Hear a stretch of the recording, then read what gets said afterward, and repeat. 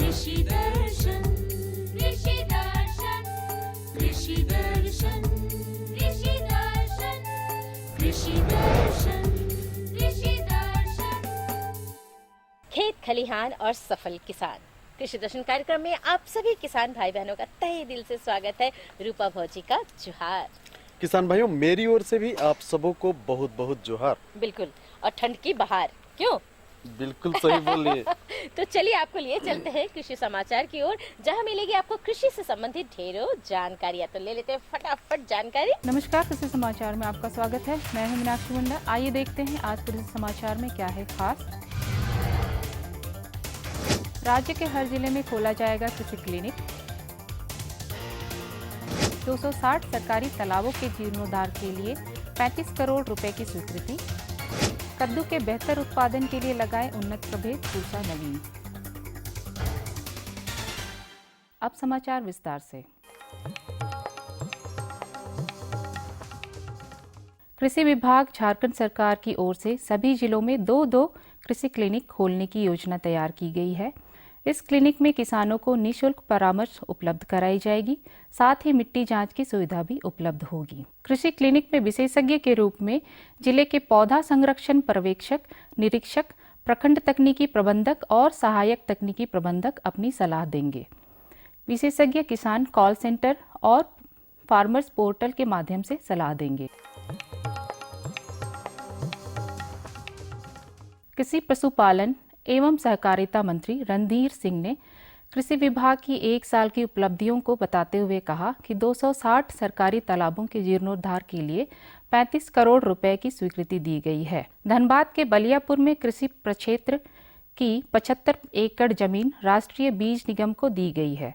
जल निधि योजना के 11.40 करोड़ की राशि से 176 डीप बोरिंग और 164 तालाबों का निर्माण किया जा रहा है। साथ ही 148 कृषि उपकरण बैंकों की स्वीकृति दी गई है, जिसमें 111 स्थापित हो चुके हैं और 19,364 कृषि यंत्रों का वितरण किया जा चुका है। किसान भाई, आप सरसों फसल की खेती कर रहे हैं तो मोनोक्रोटोफॉस दवा का उपयोग ना करें। इसके व्यवहार से मधुमक्खियां मरने लगती हैं, जबकि मधुमक्खी सरसों के सफल परागण के लिए बेहतर कार्य करती हैं। कीट नियंत्रण के लिए मोनोक्रोटोफॉस की जगह इमिडाक्लोप्रिड दवा का इस्तेमाल कर सकते हैं। किसान सरसों में कीट नियंत्रण के लिए शाम के वक्त इमिडाक्लोप्रिड दवा का प्रयोग करें, लेकिन मोनोक्रोटोफॉस दवा से बचें। सरसों में बहुत सा लोग जो है वो मोनोक्रोटोफॉस दवा का प्रयोग करते हैं, और मोनोक्रोटोफॉस जो है वो मधुमक्खी के लिए बहुत ही खतरनाक है। पूरा का पूरा मधुमक्खी मर जाता है, और मधुमक्खी ही ऐसा कीट है जो परागण का काम करता है, जिसके द्वारा अधिक से अधिक उपज में वृद्धि होती है। इसके लिए हम लोग इमिडाक्लोप्रिड दवा का प्रयोग करेंगे, और उसको भी दोपहर के बाद अगर 3 से 4 बजे के बीच में छिड़काव करते हैं तो मधुमक्खी को बचाया जा सकता है। किसान भाई, आप यदि कद्दू की आगात खेती करना चाहते हैं तो जनवरी तक फसल लगाने का काम पूरा कर लें। राज्य के किसान कद्दू के बेहतर उत्पादन के लिए पूसा नवीन या अर्का बहार में से कोई एक उन्नत प्रभेद का चयन कर सकते हैं। लत्तेदार सब्जी फसल कद्दू की बुआई में 4 से 6 किलोग्राम बीज प्रति हेक्टेयर की दर से उपयोग करें। प्रति थाला 3 से 5 पुष्ट बीज सीधे बोएं। इसमें पौधों के बीच 2.5 से 3 मीटर की दूरी रखें। इस फसल से ज्यादा उपज हासिल करने के लिए पूसा नवीन या अर्का बहार में से कोई एक उन्नत प्रभेद लगाएं। इनकी उत्पादन क्षमता 150 से 200 क्विंटल प्रति हेक्टेयर है। किसान भाई, सब्जी के बिचड़े या नर्सरी में लगे पौधा पर दवा का छिड़काव करने के लिए छोटा स्प्रेयर का इस्तेमाल कर सकते हैं।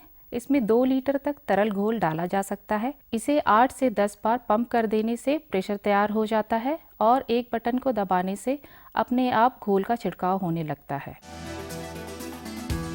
आइए आज जानते हैं मिर्च फसल के बीजोपचार के लिए करें किन दवाइयों का उपयोग। किसान भाई, मिर्च फसल के बीजोपचार के लिए स्यूडोमोनास फ्लोरोसेंस सॉल्यूशन दवा की 5 मिलीलीटर मात्रा प्रति लीटर पानी की दर से घोल बनाकर उसमें 1 किलो मिर्च के बीज को 2 मिनट तक डुबो कर रखें। उसके बाद उसकी बुआई करें। और अब एक नजर राज्य के 5 प्रमुख शहरों के मौसम के मिजाज पर। आज राज्य के 5 प्रमुख नगरों के अधिकतम और न्यूनतम तापमान कुछ इस प्रकार दर्ज किए गए। रांची का अधिकतम तापमान 24 डिग्री सेल्सियस और न्यूनतम 12 डिग्री सेल्सियस। जमशेदपुर का अधिकतम तापमान 25 डिग्री सेल्सियस और न्यूनतम 12 डिग्री सेल्सियस। मेदिनीनगर का अधिकतम तापमान 24 डिग्री सेल्सियस और न्यूनतम 11 डिग्री सेल्सियस। देवघर का अधिकतम तापमान 23 डिग्री सेल्सियस और न्यूनतम 10 डिग्री सेल्सियस। वहीं धनबाद का अधिकतम तापमान 24 डिग्री सेल्सियस और न्यूनतम 11 डिग्री सेल्सियस रहा।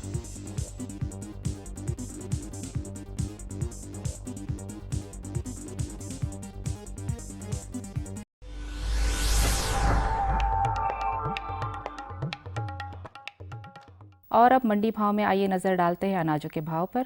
आज कृषि उत्पाद बाजार समिति चाईबासा में विभिन्न खाद्यान्नों के थोक भाव कुछ इस प्रकार दर्ज किए गए। चावल मोटा 1500 रुपए से 2000 रुपए, चावल मध्यम 2100 रुपए से 2600 रुपए, चावल उत्तम 2200 रुपए से 2800 रुपए, गेहूं 2200 रुपए से 2400 रुपए, चना 6200 रुपए से 6700 रुपए, दाल अरहर 12500 रुपए से 14000 रुपए, दाल मसूर 6800 रुपए से 7200 रुपए, सरसों तेल 10000 रुपए से 11500 रुपए, चीनी 3200 रुपए से 3300 रुपए, आलू 700 रुपए से 800 रुपए और प्याज 1500 रुपए से 1600 रुपए प्रति क्विंटल रहा। कृषि समाचार में आज इतना ही। अगले दिन अगले अंक में फिर मुलाकात होगी कुछ ताज़ा तरीन खबरों के साथ। तब तक के लिए दीजिए इजाजत। नमस्कार, जोहार। किसान भाइयों, अभी आप देख रहे थे कृषि समाचार।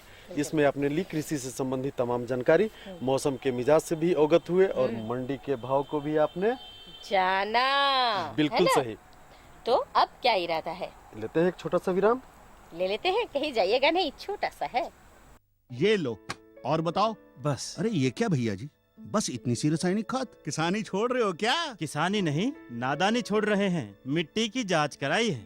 अब तो लालाजी जितनी जरूरत है उतने ही उर्वरक खेत में डालेंगे। हाँ, किसान भाई आज ही अपने जिले की नजदीकी भूमि परीक्षण प्रयोगशाला में मिट्टी की जांच जरूर करवाएं और मिट्टी में पोषक तत्व, नमी व पौधे के विकास को देखते हुए केवल जरूरत के अनुसार ही पोषक तत्व डालें। और हाँ, मिट्टी में गंधक, जस्ता, बोरोन जैसे सूक्ष्म पोषक तत्वों का पता लगाना भी न भूलें।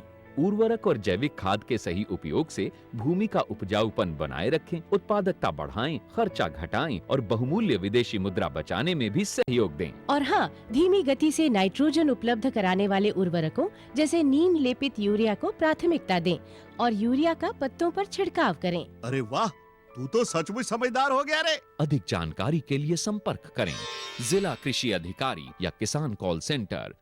विराम के बाद एक बार फिर से स्वागत है आप सभी किसान भाई बहनों का। नजरें आपकी मंगरा भाई की ओर क्यों है? अच्छा, मंगरा भाई से जानकारी लेनी है आपको। तो मंगरा भाई, देखिए आप ही की ओर नजर डाले हुए हैं हमारे किसान भाई। देखिए बाबू जी, आज का जो हमारा कार्यक्रम है वो उन किसान भाइयों के लिए है जो हल्दी और अदरक की फसल लगाने की तैयारी कर रहे हैं या कर रहे हैं। वाह। तो हमारे किसान भाइयों को ये जानना बहुत ज़रूरी है कि उनकी फसल में कौन से रोग लग सकते हैं और अगर ऐसा हो तो वो इसका उपाय भी कैसे करें। बिल्कुल। वैसे हल्दी और अदरक जो है वो मनुष्य के रोगों के निदान के लिए भी होते हैं, दवा का काम लेकिन करता उसमें है। कीट भी लगते हैं। बिल्कुल, तो कीट भी उसका लगते हैं। प्रबंधन हम कैसे करें, आइए इस पर विस्तृत जानकारी लेते हैं अपने विशेषज्ञ से। बिल्कुल। और हमारे विशेषज्ञ हैं धनंजय कुमार। किसान भाइयों, हम अपने कार्यक्रम में आपको कई तरह की जानकारी देते हैं और आज इसी क्रम में हम आपको जानकारी देंगे अदरक और हल्दी में लगने वाले कीट और रोग व्याधि के प्रबंधन के बारे में। और इस पे जानकारी देने के लिए हमारे साथ हैं doctor Dhananjay Kumar sir. Sir, चूंकि आज का विषय है हमारा कि अदरक और हल्दी में कीट और रोग व्याधि का प्रबंधन, तो सबसे पहले हमारे किसान भाइयों को बताएं कि उनके इन दो फसलों में मुख्य रूप से कौन कौन से ऐसे कीट और रोग लगते हैं। किसान भाइयों, अदरक और हल्दी में कीट से ज़्यादा जो है आपका रोग का प्रकोप होता है। रोग में भी जो मिट्टी से जो पैदा होता है, मिट्टी से जो जीवाणु पैदा होता है, हानिकारक जीवाणु पैदा होता है, तो वह ज़्यादातर मतलब नुकसान पहुंचाता है। क्योंकि ऊपर से जो कीट और रोग का प्रकोप होता है तो बहुत ज़्यादा हमारे फसल को नुकसान नहीं पहुंचाता है, लेकिन जो मिट्टी से होता है तो हमारा जो कंद बैठता है वो मिट्टी में रहता है। अदरक और हल्दी दोनों जो है, तो अगर हम मिट्टी को शुरू से अगर सही से उपचारित करके और तब लगाएंगे तो हमारा रोग का प्रकोप कम होगा। जी, तो अगर हम लगाने से पहले की बात करें, चूंकि अभी खेतों में अदरक और हल्दी लगे हुए हैं, लेकिन वैसे किसान भाई जो अभी लगाना चाहते हैं या बाद में लगाएंगे, तो मिट्टी को किस तरह से उपचारित करें कि उनके इन दोनों फसलों में कोई रोग और कीट ना हो? किसान भाइयों, जैसे ही हम अदरक या हल्दी का मतलब अदरक का जहाँ तक बात करें तो अदरक बहुत ज़्यादा ही नकदी फसल है झारखंड के किसानों के लिए। और उसमें जो है अगर शुरू से हम मिट्टी के उपचार पर ध्यान दें तो पहला जो है कि जब हम खेत तैयार कर रहे हैं तो एक तो है कि ऑर्गेनिक खाद की मात्रा बढ़ावें, कार्बनिक खाद की मात्रा बढ़ावें, जैसे कि जैविक खाद में गोबर की खाद हुआ या केचुआ खाद हुआ, उसका प्रयोग हम ज़्यादा करें। दूसरा है कि मिट्टी में यहाँ का मिट्टी अम्लीय मिट्टी है, अम्लीयता को कम करने के लिए जो है चूना का प्रयोग करें। तो 1 डिसमिल में 2 से 2.5 किलो चूना प्रति वर्ष जो है उसका प्रयोग करना चाहिए, जिससे कि हमारा अम्लीयता जो है कम होगा। और अम्लीयता कम होगा तो बीमारी जो है कम होगा। तीसरा है कि करंज खली जो है, करंज खली एक कीटनाशक का भी काम करता है और एक रोगनाशक का भी काम करता है। अगर करंज खली का हम अपने मिट्टी में प्रयोग करते हैं तो करंज खली के प्रयोग करने से क्या होता है कि कुछ जो है बैक्टीरिया को भी रोकता है और साथ साथ जो है दीमक को भी वो कम कर सकता है। तो चूना, करंज खली और गोबर की खाद या केचुआ खाद की अगर हम भरपूर प्रयोग करते हैं तो उससे जो है हमारा फसल मतलब अच्छा होगा। उसके साथ साथ जो है अगर कुछ दलहनी फसल का अगर हम प्रयोग करते हैं, जैसे कि हम जब हल्दी और अदरक लगा रहे हैं तो उससे पहले अगर दलहनी फसल का हम प्रयोग करते हैं तो दलहनी फसल से भी हमारा कुछ जो है जब क्रॉप मतलब रोटेशन हो जाता है, एक फसल के बाद दूसरे तरह का फसल जब लगाते हैं तो उससे भी जो पहली फसल में जो बीमारी था और दूसरे फसल में जब नहीं आएगा तो जो बैक्टीरिया होगा, जो जीवाणु होगा, उसको जब भोजन नहीं मिलेगा तो मर जाएगा। तो हमको मिट्टी उपचार पहले करना है, उसके बाद हमको बीज उपचार करना है। जैसे हम कंद लगाते हैं हल्दी का या अदरक का तो हमको जो है चाहे तो ब्लू कॉपर को नामक दवा को 3 ग्राम प्रति लीटर की दर से या बावेस्टिन नामक दवा 1 ग्राम प्रति लीटर के दर से मिला करके घोल बना करके और जो भी कंद आप लगा रहे हैं हल्दी का या अदरक का उसको उसमें डुबा दें। डुबाने के बाद जो है छाया में सुखा दें, धूप में नहीं सुखावें, छाया में सुखावें। और सुखाने के बाद तब अगर हम रोपाई करते हैं तो मिट्टी से संबंधित ज़्यादातर जो बीमारी पैदा होता है वह मिट्टी उपचार से और बीज उपचार से जो है हमारा नियंत्रित हो जाएगा। लेकिन अगर हम कीट की बात करें, फसल तैयार हो जाती है, उसके उपरांत कौन कौन से ऐसे कीट हैं जो कि इन दोनों फसलों को प्रभावित करते हैं? किसान भाइयों, जैसे हम बोले कि मिट्टी से हमारा बीमारी भी पैदा होता है और कुछ मिट्टी से कीट भी पैदा होता है। जैसे कि दीमक की बात करते हैं, जब हमारा फसल तैयार होने को रहता है तो दीमक का प्रकोप, क्योंकि उस समय जब हम खेत में नमी नहीं रखते हैं, वो सूखा हो जाता है, पौधा के डंठल भी सूख जाता है, तो वहाँ पर दीमक का प्रकोप होता है। तो दीमक के नियंत्रण के लिए अगर पहले ही जब जिस समय मिट्टी तैयार कर रहे हैं उस समय क्लोरोपाइरीफॉस नामक दवा को 2 ml प्रति लीटर पानी में मिला करके अगर उसका मतलब जहाँ पर कंद लगा रहे हैं क्यारी में उसमें अगर हम मिट्टी को उपचारित कर देते हैं। इसके साथ साथ फ्यूराडान करके कार्बोफ्यूरान 3G करके आता है, उसका भी अगर हम 1 एकड़ में 15 से 20 kg, वो दानेदार है, बालू के ऊपर दबा रहता है, उसका अगर प्रयोग करते हैं तो दीमक का प्रकोप कम होगा। उसके बाद अगर लगे कि कुछ दीमक का मतलब कि जैसे फसल लगाने के 2 महीना 3 महीना बाद कि दीमक आ रहा है तो वही क्लोरोपाइरीफॉस दवा को 2 ml प्रति लीटर पानी में मिला करके और इस तरह से छिड़काव करें कि हमारे जड़ के आसपास जो है मिट्टी में उसका प्रकोप हो, प्रभाव पड़े और दीमक का नियंत्रण हो। उसके साथ साथ कुछ कीट आता है, जैसे हल्दी में तो बहुत ज़्यादा नहीं है, हल्दी बहुत ही मतलब हार्डी पौधा है, उसमें बहुत कम कीट आता है।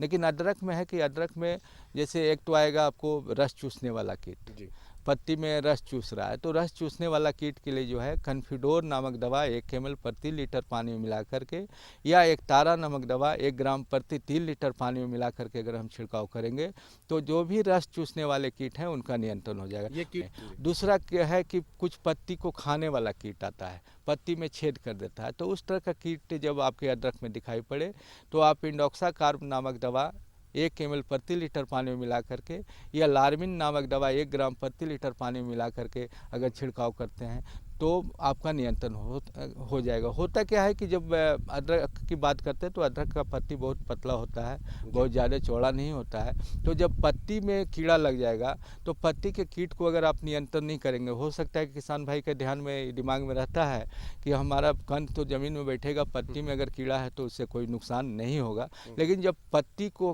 कीड़ा खा जाएगा तो जो फोटोसिंथेसिस होगा, जो पौधा का भोजन बनाने का प्रक्रिया है, वह जब हरा पत्ती नहीं रहेगा तो बाधित हो जाएगा। तो उससे जो है आपके कंद के बढ़वार पर और उत्पादन पर असर पड़ेगा। तो इसलिए जैसे ही हमको कीट दिखाई पड़े उस तरह से नियंत्रण करना है। एक और आप कर सकते हैं, एक क्रॉप गार्ड करके पीले रंग की प्लास्टिक और उसमें जेल आया हुआ है बाज़ार में, 1 एकड़ के लिए 850 रुपया का एक सेट आता है। अगर उस तरह का आप जहाँ भी हल्दी और अदरक लगा रहे हैं उस खेत में 1 एकड़ में अगर 50 प्लास्टिक बांस के खुट्टी में टांग देते हैं वह जेल लगा करके, तो बहुत सा कीट का नियंत्रण जो है आपको उसका संख्या कम हो जाएगा और नियंत्रण हो जाएगा। तो दवा का प्रयोग कम करना पड़ेगा। तो किसान भाइयों, देखा आपने कि धनंजय जी ने आपको काफ़ी विस्तार से बताया कि अदरक और हल्दी में किस तरह से रोग और कीट का प्रबंधन करें, और साथ ही साथ कुछ उपाय भी बताएं, और आशा करते हैं कि आप इनके सुझावों पर अमल करेंगे और अपनी फसल को सुरक्षित बनाएंगे। सर, आप हमारे कार्यक्रम में आए, इसके लिए आपका बहुत बहुत धन्यवाद। किसान भाइयों नमस्कार। बहुत बढ़िया जानकारी है ना। बिल्कुल भाजी, और हम उम्मीद करते हैं कि हमारे किसान भाई अगर इस पर अमल करेंगे तो बहुत बहुत लाभान्वित होंगे। आ लीजिए, आप ही बोल दिए, आप जान गए हैं अब ना कि मैं विराम लेने वाली हूँ। अच्छा, लेकिन कहीं जाइएगा नहीं, हम तुरंत हाजिर होते हैं।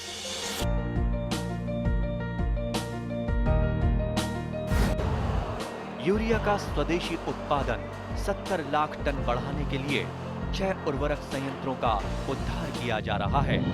FCIL के गोरखपुर, सिंदरी, तलचर और रामागुंडम संयंत्र, HFCL की बरौनी इकाई और BVFCL की नामरू फोर्थ। सोने पर सुहागा ये है कि देश में अब बनेगा सिर्फ नीम लेपित यूरिया, क्योंकि इससे होगा किसानों का फायदा ही फायदा। अनाज का उत्पादन 10% तक बढ़ेगा, बढ़ेगी 10 से 15% नाइट्रोजन क्षमता।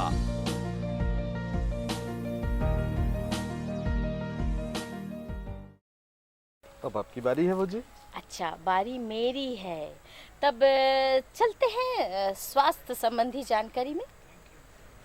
अब कहीं हमारे किसान भाइयों को मृदा स्वास्थ्य कार्ड की जानकारी तो नहीं दिलवाने जा रही हैं? सही पकड़े हैं आप।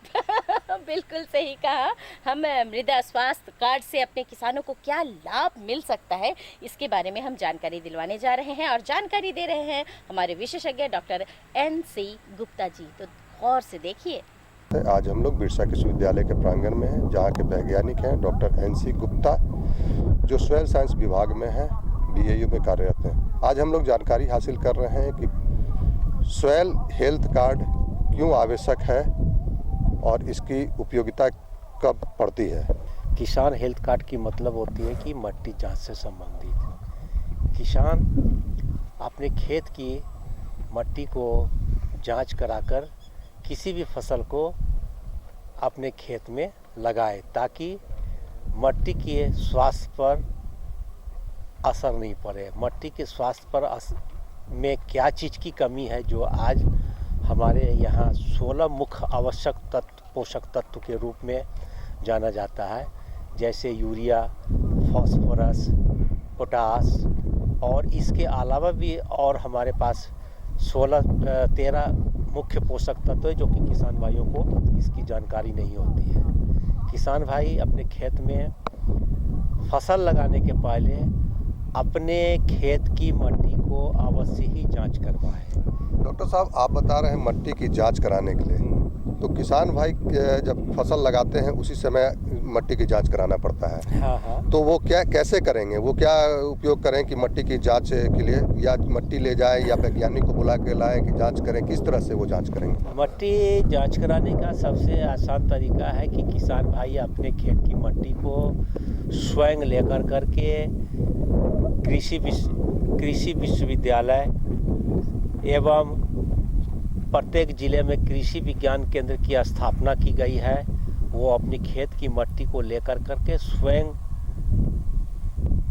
कृषि विज्ञान केंद्र और मुख्यालय मनी कृषि एग्रीकल्चर कॉलेज में उपलब्ध कराएं, जो कि मट्टी जांच किसानों के लिए एकदम फ्री ऑफ कॉस्ट किया जाता है। किसानों को इसमें किसी तरह का कोई दिक्कत नहीं होगी, अपनी खेत की मट्टी ला करके वो दें और 1 सप्ताह 10 दिन में उनकी रिपोर्ट दे दी जाती है कि मट्टी में क्या चीज़ की कमी है। तो इसकी जांच जब कराएंगे तो वो जांच कितने दिन के लिए वो रहता है कि हाँ ये हमने करा लिया तो हमेशा के लिए ये जांच मेरा हमेशा काम करेगा, या फिर कुछ अंतराल के बाद फिर से पुनः जांच कराने की आवश्यकता पड़ेगी? प्रत्येक 3 साल पर अपने खेत की मट्टी को किसानों को जांच करानी चाहिए, क्योंकि मट्टी में जब फसल लगती है तो पोषक तत्व फसल में उपज के लिए, पैदावार के लिए पौधा को मिलता है और उसमें मट्टी में पोषक तत्व की कमी होती है। इसलिए करके किसान भाइयों को ये सलाह दी जाती है कि अपने खेत की मट्टी प्रत्येक 3 साल में एक बार अवश्य करना चाहिए, ताकि मट्टी की जो स्ट्रक्चर बनावट है वो उसकी बरकरार रहना चाहिए। साथ ही साथ किसान भाइयों को ये भी कहा जाता है कि जो रासायनिक खाद का जो हम प्रयोग करते हैं खेत में, वो संतुलित मात्रा में रासायनिक खाद का प्रयोग करना चाहिए और साथ ही साथ इसके में जो कार्बनिक ऑर्गेनिक खाद है उसका भी उपयोग करना चाहिए, ताकि मट्टी की स्वास्थ्य पर किसी तरह की कोई दिक्कत नहीं हो। जो चीज़ कमी होती है वो चीज़ आप ऊपर से डालिए ताकि फसल के लिए उपयोगी हो। जी, जो आज मट्टी जांच के बारे में जो कहा जा रहा है, इसी को हम किसान सॉइल हेल्थ कार्ड के रूप में जाना जाता है, जो आज ये केंद्रीय सरकार के द्वारा, प्रधानमंत्री के द्वारा ये एक स्कीम चलाया गया है कि किसानों की मट्टी की जो समस्या है उसको दूर करना है। उसी में सॉइल हेल्थ कार्ड सभी किसानों को तक पहुंचानी है। इसलिए करके किसान भाई को ये है कि मट्टी की जांच अवश्य अपने खेत की करवाएं और मट्टी जांच के आधार पर ही अपने खेत में फसल लगाएं। साथ ही साथ संतुलित मात्रा में खाद का प्रयोग करना चाहिए, नहीं तो एक समय आता है कि कुछ किसान भाई हैं कि संतुलित मात्रा में कहने का मतलब कि यूरिया, पोटास और फॉस्फेट तीनों की मात्रा को संतुलित भाग में देना चाहिए। कुछ किसान भाई खाली यूरिया का प्रयोग करते हैं। जो छोटे किसान होते हैं उनके पास पैसे की कमी के कारण वो खाली यूरिया का प्रयोग करते हैं, और यूरिया का प्रयोग करने से ये होती है कि एक समय आता है कि जो हमारे खेत की मट्टी खराब हो जाती है और एक समय आती है जो कि मट्टी बंजर हो जाती है और उसके बाद उसमें हम उपज नहीं ले सकते हैं। इसलिए करके कहा गया है कि संतुलित मात्रा में खाद का प्रयोग करें और साथ साथ इसमें कार्बनिक खाद माने ऑर्गेनिक खाद जैसे गोबर आर का भी प्रयोग करना चाहिए, जो कि मट्टी के बनावट को बरकरार रखता है, स्वास्थ्य को बरकरार रखता है। ये जांच के लिए हम देते हैं किसान भाई, तो उसके बाद कितने समय के बाद हमको ये रिपोर्ट मिल सकता है? ये 8 से 10 दिन में मट्टी जांच कर किसानों को सॉइल हेल्थ कार्ड के रूप में दे दी जाती है कि आपकी मट्टी में क्या चीज़ की कमी है, और उस आधार पर आप अपने खेत में उस चीज़ को डाल करके अपने खेत में फसल को उगाएं। चलिए, डॉक्टर साहब ने हमारे किसान भाई को बहुत विस्तार से और अच्छी अच्छी जानकारियाँ दी किस प्रकार से मिट्टी की जांच की जाए और इसकी क्या उपयोगिता है। तो हमारे किसान भाई ने हमारे डॉक्टर साहब के बताए सुझाव से अगर करते हैं खेती तो वो काफ़ी लाभान्वित होंगे। डॉक्टर साहब, आप यहाँ आए, हमारे किसान भाई को जानकारी दी, इसके लिए आपका बहुत बहुत धन्यवाद। धन्यवाद किसान भाइयों। वाह भौजी वाह, मजा आ गया ना। देखिए, पिछले 5 दिसंबर को पूरे देश में मृदा स्वास्थ्य दिवस मनाया गया था। बिल्कुल। और हमारे केंद्रीय मंत्री भी रांची आए थे। बिल्कुल। और हमारे किसान भाइयों को मृदा स्वास्थ्य कार्ड बांटे थे, और हम उम्मीद करते हैं कि हमारे किसान भाई इससे बहुत लाभ उठा रहे होंगे। बिल्कुल उठा रहे होंगे, लेकिन लाभ और भी हम उठाएंगे। अगले सप्ताह मिलते हैं, लेकिन तब तक के लिए हमें देना होगा आपको इजाज़त। लेकिन उससे पहले कागज़ और कलम उठा लीजिए, निकाल लीजिए और फटाफट हमारा पता नोट कीजिए, ताकि आप हमें अपने सुझाव और समस्या लिखकर भेज सके। हमारा पता है कार्यक्रम कृषि दर्शन, कृषि प्रकोष्ठ द्वारा केंद्र निदेशक, दूरदर्शन केंद्र, रात रोड, रांची। हमारा पिन संख्या है 834-001। तो हमें रहेगा आपके खतों का बेसब्री से इंतजार। हम दोनों को और पूरी टीम को अब दीजिए इजाजत। नमस्कार।